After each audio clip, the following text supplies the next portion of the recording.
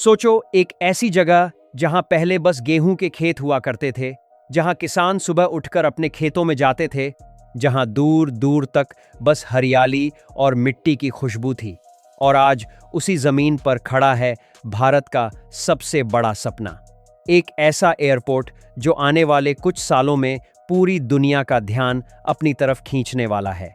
हाँ, हम बात कर रहे हैं नोएडा इंटरनेशनल एयरपोर्ट की, जिसे लोग जेवर एयरपोर्ट के नाम से जानते हैं। तो चलो आज इस पूरी कहानी को समझते हैं, कहां से शुरू हुई, कितनी बड़ी है और ये भारत के लिए क्यों इतना खास है। पहले एक बड़ी तस्वीर देखते हैं।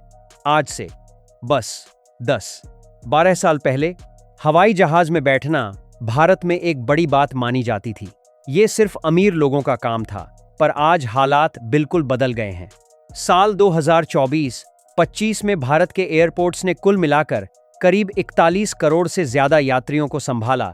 ये आंकड़ा सुनकर ही अंदाजा लग जाता है कि भारत में एविएशन यानी हवाई यात्रा का बाजार कितनी तेजी से बढ़ रहा है। भारत आज दुनिया का तीसरा सबसे बड़ा घरेलू हवाई यात्रा बाजार बन चुका है और ये बढ़ता ही जा रहा है। इसीलिए सरकार ने फैसला किया है कि देश में 160 से ज्यादा एयरपोर्ट होने चाहिए, ताकि हर शहर, हर कोना हवाई सेवा से जुड़ सके। भारत के बड़े एयरपोर्ट्स, अब जरा देश के बड़े एयरपोर्ट्स को देखते हैं ताकि समझ सके कि जेवर कहां खड़ा होगा। सबसे पहला नाम है दिल्ली का इंदिरा गांधी इंटरनेशनल एयरपोर्ट यानी ईगी। ये भारत का नंबर 1 एयरपोर्ट है। साल 2024 में यहां से करीब 7 करोड़ 78 लाख यात्री गुजरे, जो पूरी दुनिया में 9वें नंबर पर था। मतलब सिर्फ भारत में नहीं, पूरी दुनिया के टॉप 10 बिजी एयरपोर्ट्स में दिल्ली का नाम आता है। दूसरे नंबर पर है मुंबई का छत्रपति शिवाजी महाराज इंटरनेशनल एयरपोर्ट यानी चिएसमिया। 2024 में यहां से 5 करोड़ 48 लाख से ज्यादा यात्री गुजरे। मुंबई पश्चिमी भारत का सबसे बड़ा एविएशन गेटवे है। तीसरे नंबर पर है बेंगलुरु का केम्पेगौड़ा इंटरनेशनल एयरपोर्ट यानी किया। 2025 में यहां से करीब 4 करोड़ 38 लाख यात्री गुजरे और ये एयरपोर्ट दुनिया के सबसे तेजी से बढ़ते हुए एयरपोर्ट्स में गिना जाता है। चौथे नंबर पर है हैदराबाद का राजीव गांधी इंटरनेशनल एयरपोर्ट यानी आरजीआर। 2024 में यहां 2 करोड़ 79 लाख यात्री आए गए। खास बात यह है कि हैदराबाद का आरजीआर जमीन के हिसाब से देश का सबसे बड़ा एयरपोर्ट है, करीब 5,500 एकड़ में फैला हुआ। और फिर है चेन्नई इंटरनेशनल एयरपोर्ट, जिसने 2024 में 2 करोड़ 19 लाख यात्रियों को संभाला और दक्षिण भारत को दुनिया से जोड़ने में बहुत बड़ा रोल निभाता है। ये सभी एयरपोर्ट भारत की एविएशन की रीढ़ की हड्डी हैं।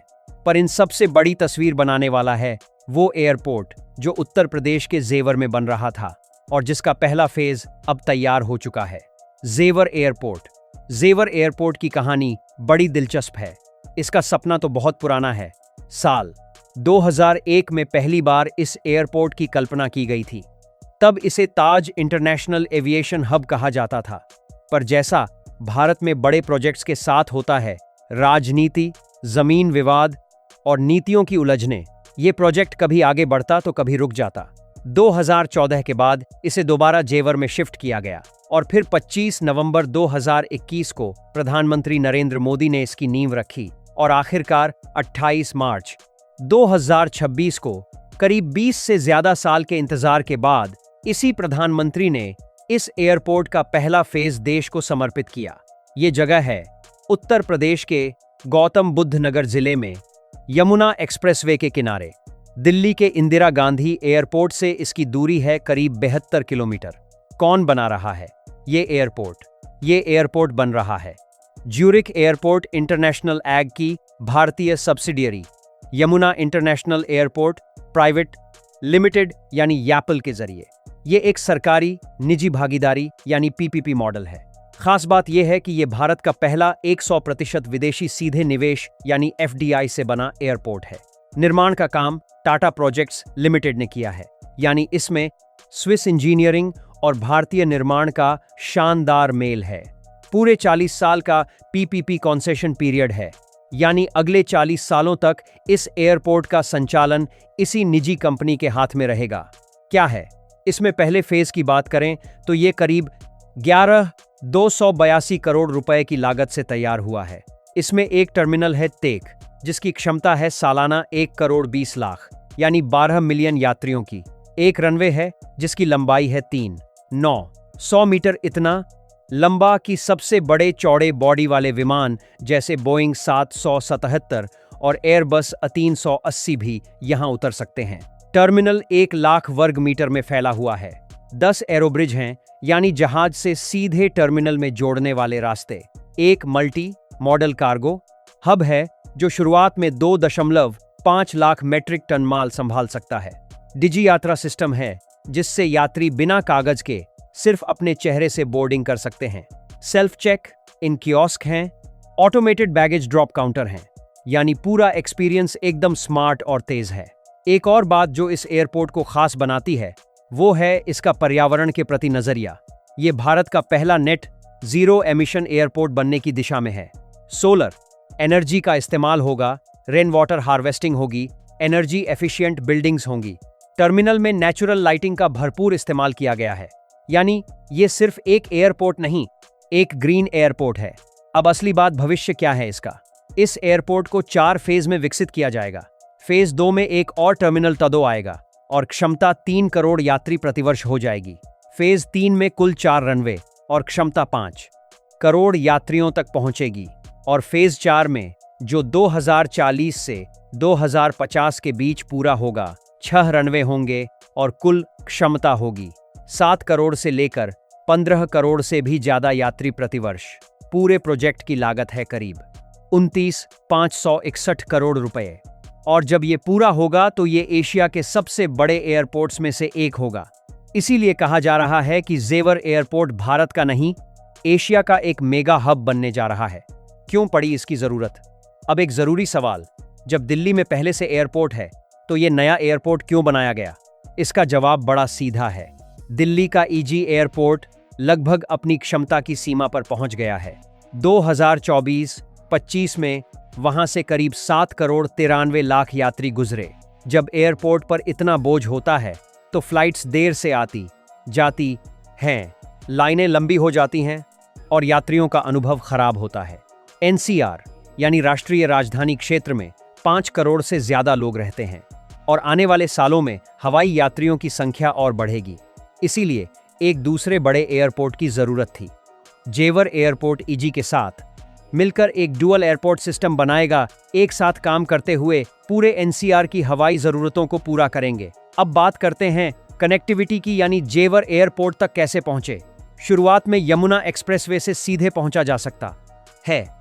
ये नोएडा, ग्रेटर नोएडा, आगरा, मथुरा सबको जोड़ता है। एक जेवर फरीदाबाद एक्सप्रेसवे भी बन रहा है जो दिल्ली मुंबई एक्सप्रेसवे से इसे जोड़ेगा। मेट्रो का प्लान है जो नोएडा के सेक्टर 148 से एयरपोर्ट तक आएगा। गाजियाबाद से एक रैपिड रेल कनेक्शन भी प्लान में है। एक ग्राउंड ट्रांसपोर्ट सेंटर भी बनेगा जो 50 शून्य गाड़ियों को एक साथ संभाल सकेगा, जिसमें बसें, कारें, मेट्रो और ट्रेन सब शामिल होंगे। मतलब आने वाले कुछ सालों में जेवर एयरपोर्ट सिर्फ एक हवाई अड्डा नहीं, एक पूरी कनेक्टिविटी दुनिया बन जाएगा। इस एयरपोर्ट का आर्थिक असर भी बहुत गहरा होगा। पूरे प्रोजेक्ट से 1 लाख से ज्यादा सीधे और अप्रत्यक्ष रोजगार पैदा होने की उम्मीद है।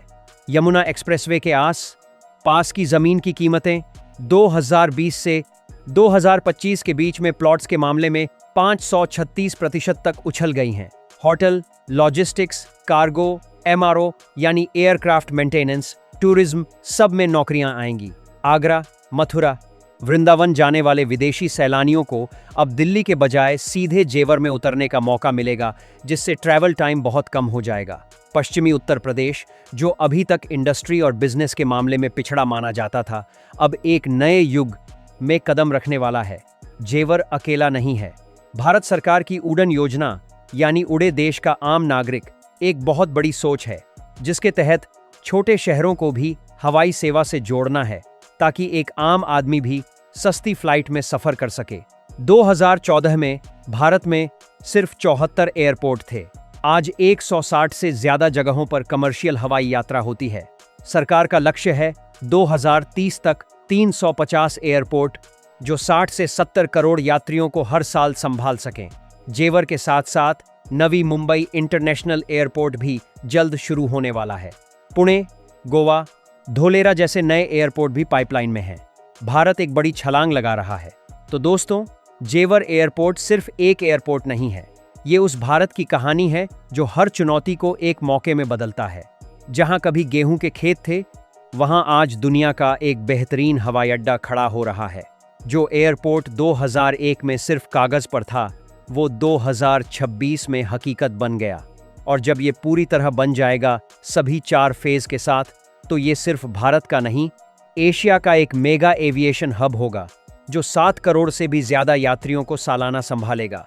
ये सिर्फ इमारत नहीं, ये भारत का आत्मविश्वास है। ये सिर्फ रनवे नहीं, ये भारत की उड़ान है, और इस उड़ान को कोई नहीं रोक सकता। अगर ये वीडियो आपको अच्छी लगी और आपने इससे कुछ नया जाना, तो इस वीडियो को लाइक करो और हमारे चैनल को सब्सक्राइब करना मत भूलना। बेल आइकॉन दबाओ ताकि हर नई वीडियो की नोटिफिकेशन सबसे पहले आप तक पहुंचे। नीचे कमेंट करके बताओ, क्या आपको लगता है कि जेवर एयरपोर्ट सच में भारत की एविएशन की दुनिया बदल पर देगा? अपनी राय जरूर शेयर करो और इस वीडियो को अपने दोस्तों और परिवार के साथ शेयर करो ताकि वो भी जान सकें इस बड़े बदलाव के बारे में। मिलते हैं अगले वीडियो में, तब तक जय हिंद।